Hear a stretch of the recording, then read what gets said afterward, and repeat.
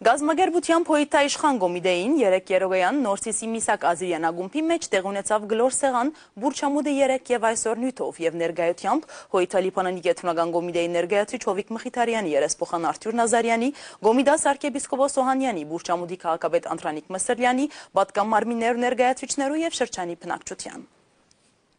Հանդիպումին դեղ ունեցավ Բուրչամուդի մասին հատուկ նկարներու ցուցադրություն, որում մեջ ներկայացվեցան Բուրչամուդին անցյալն ու ներկան նկարագրող լուսանկարներ։ Օրվան առաջին զեկուցապերներ Վիկեն Ավակյան, որ ներկայացուց պատմական ակնարկ քաղաքագայաններու գայացում են մինչև այսօր նյութը։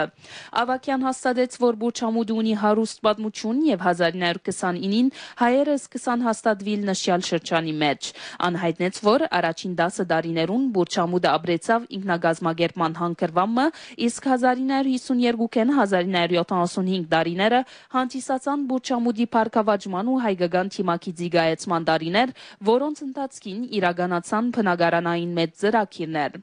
Ավակյան նշեց, որ Լիբանանահայության թիմակից դված Բուրչամուդը այսօր իր թիմակիցը բահելու դժվարության մեջ է։ Իսկ աստագիդնորեն Շահան Կանդահարյան խոսեցավ Բուրչամուդի մշակութային, գրթական, ընկերային, տնտեսական եւ քաղաքական թերագադարության մասին։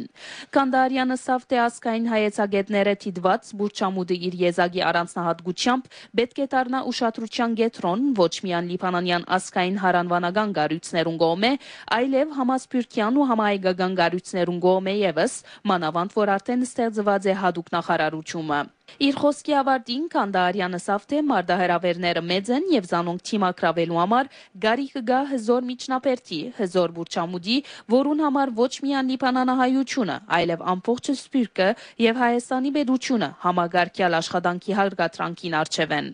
Գլոր սեղանի երրորդ զեկուցապեր Արփի Մանգասարյան ուսումնասիրության ընդմեջ են անդրադարձավ բնակչության պատկերին ու հայերով վերաբնակեցման ծառայող աշխատանքներուն, որոնք էյաբես կդառնան շրջանի թիմակի զինբահբանման հիմնական գրավականը։